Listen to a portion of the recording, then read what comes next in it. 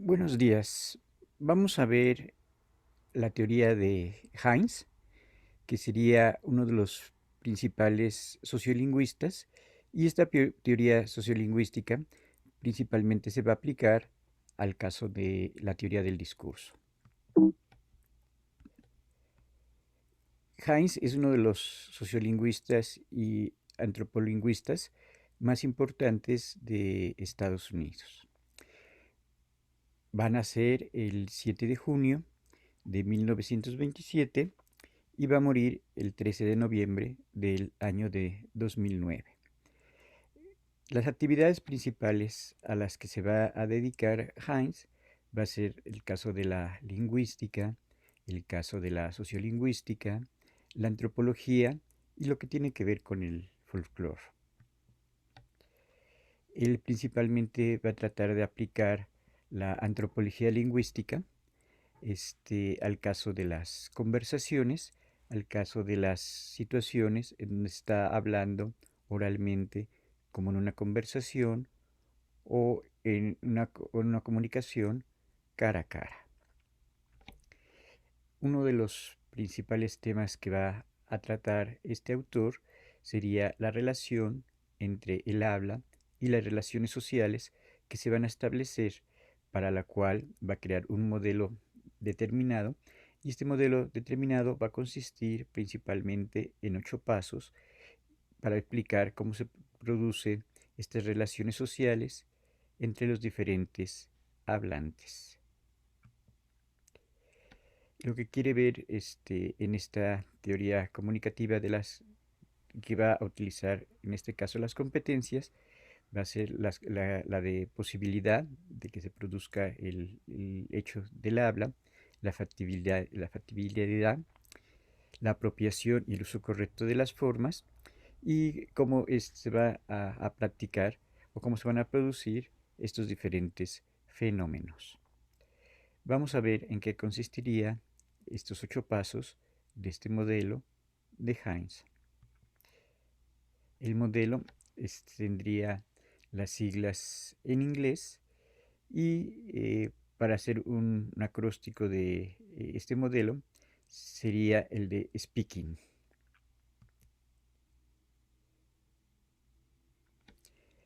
Este modelo principalmente va a analizar el discurso como una serie de eventos y actos del habla, dentro de un contexto cultural, dentro de un contexto de tipo social.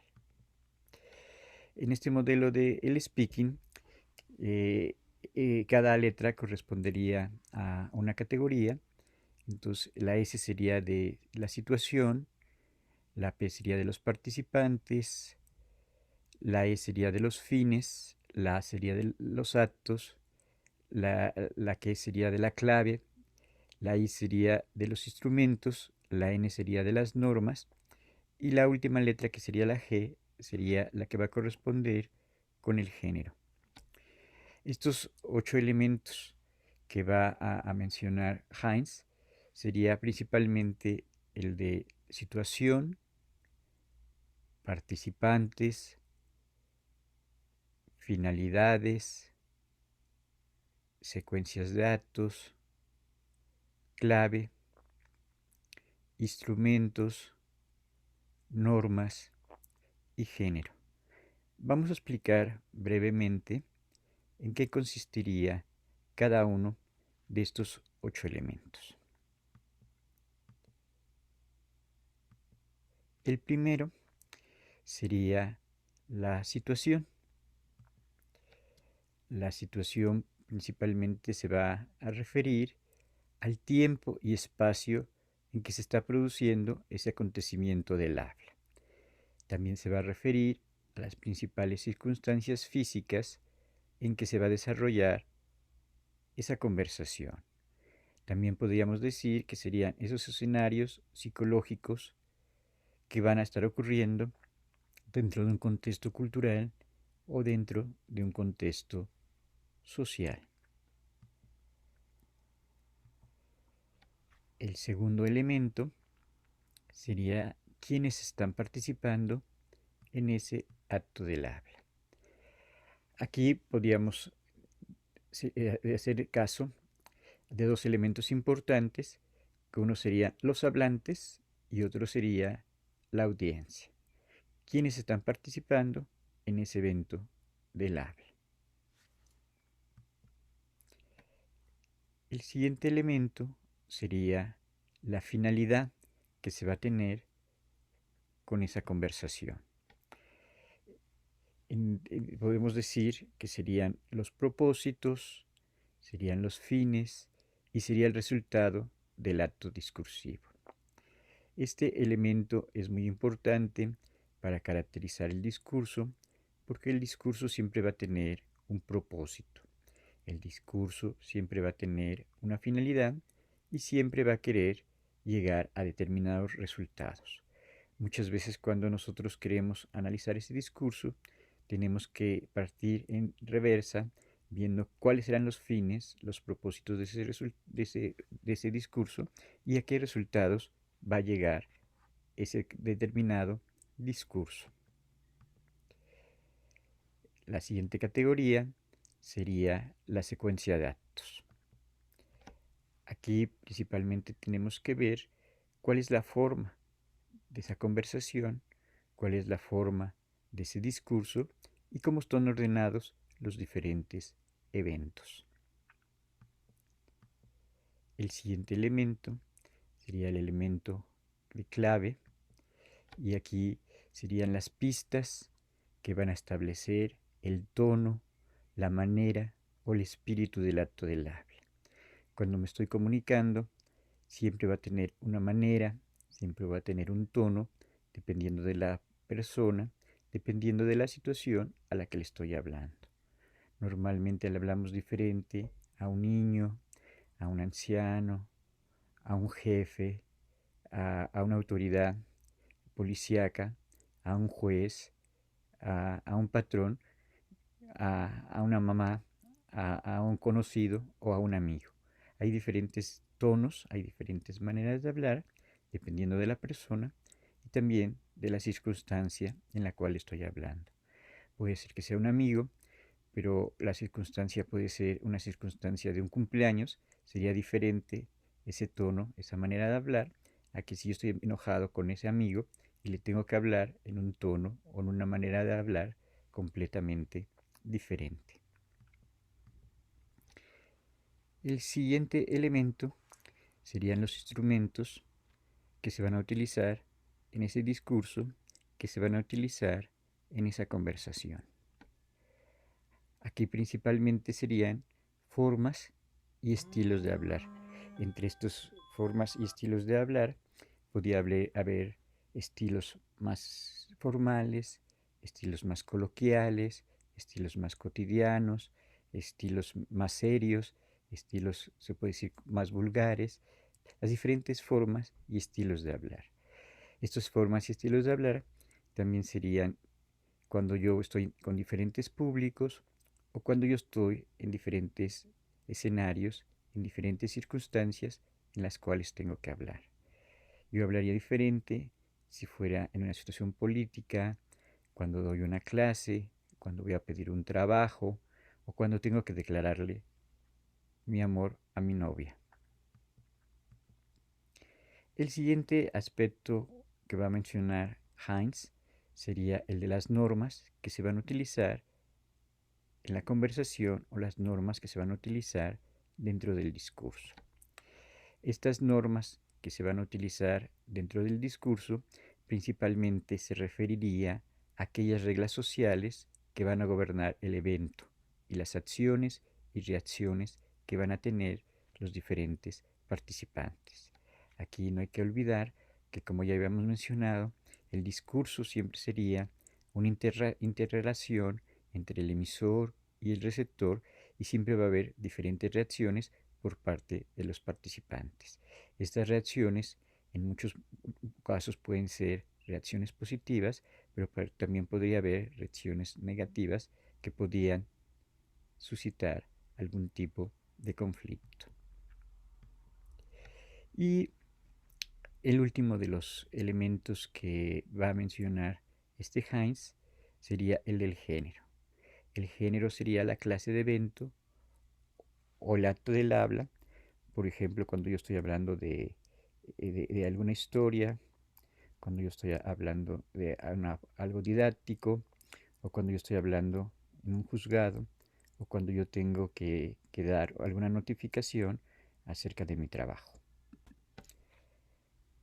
Este modelo del evento comunicativo o de la situación en la cual se va a producir el discurso va a considerarse como el conjunto de conocimientos y habilidades heterogéneas que permiten que un hablante competente se desenvuelva en una situación determinada, en una situación comunicativa. Esto querría decir que nosotros somos hablantes competentes o también podemos aplicar estos conocimientos no solo al habla, sino también al caso de la escritura. Y para poder desarrollar esta situación comunicativa o este evento, necesitamos de estas 8 características para que se produzca este evento comunicativo. Vamos a seguir viendo lo que ocurriría con cada uno de estos diferentes aspectos. Entonces, el primer aspecto, el que sería el de la situación, va a ser principalmente la localización espacial. Siempre este evento, esta situación de comunicación, se va a producir en un determinado lugar espacial. Esto va a hacer que cambie completamente la forma o la situación del discurso. También puede ser que cambie completamente la manera en la cual va a participar la persona que está hablando o la persona que está escribiendo. Yo me voy a comportar diferente cuando estoy en una iglesia, cuando estoy en una escuela, cuando estoy en un bar o cuando estoy en el camión. Entonces la situación espacial sería muy importante para determinar esta situación comunicativa. Después vendría la escena psicosocial, que sería cómo se va a relacionar este emisor con este receptor. Aquí se estaría estableciendo ciertas relaciones de carácter psicológico, de carácter social. Estas relaciones psicosociales en la parte psicológica sería qué tan cercano estoy a aquella persona a la cual estoy hablando.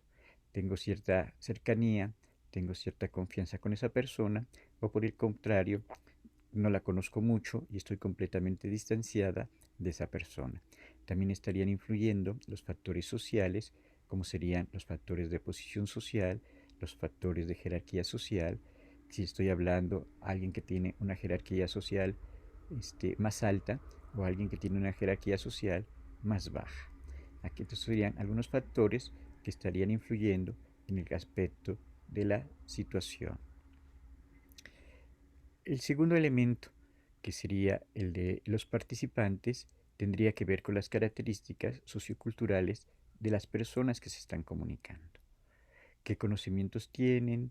¿De qué región son? ¿De qué países son? Si son hombres, si son mujeres, qué tipo de estudios tienen, qué edades tienen. Entonces habría diferentes relaciones socioculturales dependiendo de la edad, dependiendo del género, dependiendo de la clase social, dependiendo de los estudios, dependiendo de las etnias, dependiendo de las razas. Entonces habría diferentes relaciones que se van a establecer entre los diferentes participantes que están dentro de una conversación. Luego estaría las relaciones que se van a establecer entre ellos. También habría que aclarar que en algunas ocasiones estas relaciones podrían ser de un grupo a otro grupo de personas los cuales se van a estar comunicando, y puede ser que habría diferentes características socioculturales entre estos diferentes grupos. Un ejemplo sería en el caso de Donald Trump, que su grupo, su partido, quería promover a la raza blanca y estaba en contra de otras razas como podían ser los grupos de mexicanos o el grupo que tuvieran otro color de piel. El tercer elemento que les mencionaba que era muy importante dentro del discurso son los objetivos que se van a, las finalidades y los resultados que se va a producir con ese discurso. Siempre me tengo que preguntar cuando estoy analizando el discurso cuál es el propósito, cuál es la finalidad de aquello que me están enviando, ya sea mediante un discurso hablado o ya sea mediante un discurso de tipo escrito. También las finalidades, habría que ver que a lo mejor pueden ser una finalidad global, cuando te está hablando un partido, cuando te está hablando una institución, cuando te está hablando una ONG, o cuando están hablando a nombre de una institución, como podría ser la UNAM, como podría ser el POLI, como podría ser la UAM. Entonces había finalidades globales que se referirían principalmente a instituciones, que se refería principalmente a una escuela, a una secretaría de salud, algún tipo de gobierno, algún tipo de partido. O también habría finalidades individuales cuando el que se hacía responsable de conseguir esa finalidad, de conseguir ese propósito, sería una sola persona.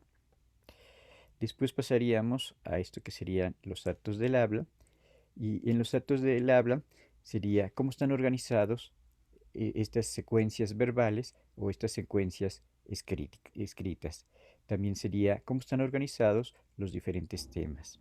En una conversación van a existir muchos temas y muchas veces yo puedo estar saltando de un tema a otro, o también un discurso escrito puede ser que esté hablando de diferentes temas y los va a ir desarrollando de diferentes maneras. Entonces habría este, un orden en aquello que se está diciendo. Luego vendría el del grado de la clave. Aquí estaría el grado de formalidad o el grado de informalidad que va a existir en los diferentes discursos. Aquí sería también en relación con las personas. ¿Cómo me comunico? Más formalmente, más informalmente. Puede ser que mi lenguaje sea más cotidiano o que me utilice un lenguaje más especializado o que utilice eh, un lenguaje este, más claro para tratar de que me entiendan aquellas personas. Entonces la clave sería el grado de formalidad que quiero darle al diferente público. Puede ser que estas relaciones de formalidad sean recíprocas, o puede ser que una persona sea muy formal y en cambio la otra persona que está hablando sea todo lo contrario, maneje algo completamente informal. Luego, en los instrumentos, aquí se estaría refiriendo principalmente a los canales por los cuales me voy a comunicar. Me voy a comunicar cara a cara, me voy a comunicar por la radio, me voy a comunicar por la televisión, me voy a comunicar mediante un comunicado de prensa, me voy a comunicar mediante las diferentes redes sociales, WhatsApp, Twitter, Zoom, Facebook. ¿Cuál es el canal de comunicación? Luego, el otro elemento sería el de la variedad que va a existir dentro de esa conversación, y también estaría ligado a los elementos no verbales, a los elementos de tipo paralingüístico, que en la parte paralingüística estaría mi tono de voz, mi volumen, mi timbre, la vocalización con la cual estoy hablando, si pronuncio bien las palabras, si no pronuncio bien las palabras, también la parte cinética, que serían mis gestos, mis movimientos, y en la parte proxémica, el espacio que va a existir entre el emisor y el receptor. El siguiente elemento sería el de las normas. En la parte de las normas habría normas de interpretación. Cuando yo tengo un propósito, cuando yo tengo una finalidad, está muy clara aquello que yo quiero decir. Pero también para el receptor van a existir diferentes normas de cómo está interpretando aquel discurso que está oyendo o aquel discurso que está leyendo. Las normas de interpretación serían diferentes porque a lo mejor yo puedo pensar que me van a querer entender, que voy a dar a entender ciertas cosas, cuando en realidad no puedo llegar a expresar aquello que yo quiero expresar. Y las normas de interpretación muchas veces van a variar de acuerdo al receptor, si tiene diferentes edades, si tiene diferentes ideologías, si tiene diferentes intereses en aquello que está buscando. Entonces aquí habría normas de cómo está siendo elaborado ese discurso y normas de cómo está siendo interpretado ese discurso. Muchas veces eh, si hay puntos de vista muy diferentes, va a ser muy difícil el caso de la comunicación cuando existen diferentes valores, diferentes conceptos, diferentes situaciones culturales o diferentes situaciones ideológicas entre el emisor y el receptor. Siempre se trata de dar un campo común para que haya un entendimiento, pero muchas veces este campo común de entendimiento mediante el lenguaje o mediante el discurso a veces no se llega a dar y fallaría completamente. Se me ocurre el caso de cuando en un partido político, por ejemplo, alguno del PAN mandaría un mensaje y los de Morena lo interpretarían completamente diferente. O los de Morena mandarían un mensaje y los de PAN lo interpretarían completamente diferente, porque aquí, en el caso de esta comunicación, los programas ideológicos, los programas de acción, los programas cuál sería el proyecto para México, serían completamente diferentes y aquí estaría en polos opuestos las visiones del mundo, las visiones que van a tener cada uno de estos dos diferentes partidos. Y el último elemento sería el elemento del género. Aquí sería qué tipo de interacción se está dando entre el emisor y el receptor. Aquí estos tipos de interacciones siempre estarían habiendo respuestas y estas respuestas que están habiendo se estarían modelando, se estarían haciendo, haciendo recíprocas para ver, entonces de acuerdo a la respuesta que yo recibo del receptor, yo voy a tratar de modelar el discurso que estoy diciendo. Siempre hay una respuesta y siempre en esta respuesta estaría variando de acuerdo a lo que yo estoy observando. Entonces, por ejemplo, si yo estoy en una clase y veo que la gente está dormida, pues les tendría que preguntar por qué la gente está durmiendo, si la gente entendió o si la gente está disgustada o enojada, qué está pasando. Entonces también habría como un clima psicológico, habría un clima social en el momento en que se produce esa conversación, en el momento en que se produce ese discurso. Y el último elemento a considerar sería las secuencias discursivas. ¿Quién toma más tiempo la palabra? ¿Con qué énfasis está tomando la palabra? ¿Con qué energía o con qué carga y locutoria de que quiera promover al público, promover al receptor para hacer diferentes acciones? Entonces estas secuencias discursivas se van ordenando entre el emisor y el receptor porque se estaría estableciendo un diálogo entre emisor y receptor y sería una conversación y yo voy respondiendo de acuerdo a lo que me va diciendo la otra persona. Aquí también podían influir cuestiones de tipo de poder, de que quién quiere ganar esa conversación y qué tanto tiempo estaría ocupando la palabra y por último, qué tipos de argumentos estaría utilizando para convencer o para hacerse más tiempo de ese uso de la palabra. Para concluir, vamos a ver cuáles serían estos diferentes elementos que tienen que ver con el discurso, que serían los factores del evento comunicativo, los factores de cualquier discurso, ya sea oral o ya sea escrito. Entonces, el primer factor, situación, participantes, finalidad, actos del habla, clave, instrumentos, norma y género. Estos 8 elementos yo los tendría que analizar cuando está un discurso hablado, cuando está una conversación, o cuando si yo los quiero puedo también aplicar al caso de algún texto escrito, algún discurso escrito, o también estos 8 elementos se podrían utilizar en el caso de un discurso multimodal. Aquí, por ejemplo, en los discursos multimodales sería muy importante la parte de por qué canal está siendo transmitido, y los participantes, aquí muchas veces sería separados espacialmente, estarían espaciados muchas veces también temporalmente, en el caso de este discurso multimodal. Entonces este modelo de Heinz lo hace partiendo de la sociolingüística, partiendo de la antropología lingüística, porque le interesaba estudiar principalmente qué ocurría en una situación comunicativa, qué ocurría en este evento de comunicación y cómo se daban los diferentes elementos de esta participación. Entonces, si yo voy viendo cada uno de estos diferentes elementos, puedo tratar de ver cuál es la finalidad, puedo tratar de ver mediante qué instrumentos se está dando, mediante qué normas, mediante qué géneros y cómo se van produciendo las diferentes secuencias dentro de un discurso. Este modelo principalmente ha sido aplicado al caso de la antropología, al caso de la sociología, pero también podría aplicar al caso de las situaciones de comunicación social en el radio, en la prensa y en las nuevas medios de comunicación. Bueno, este sería la clase de Heinz. Muchas gracias por su atención. Eso sería todo. Gracias.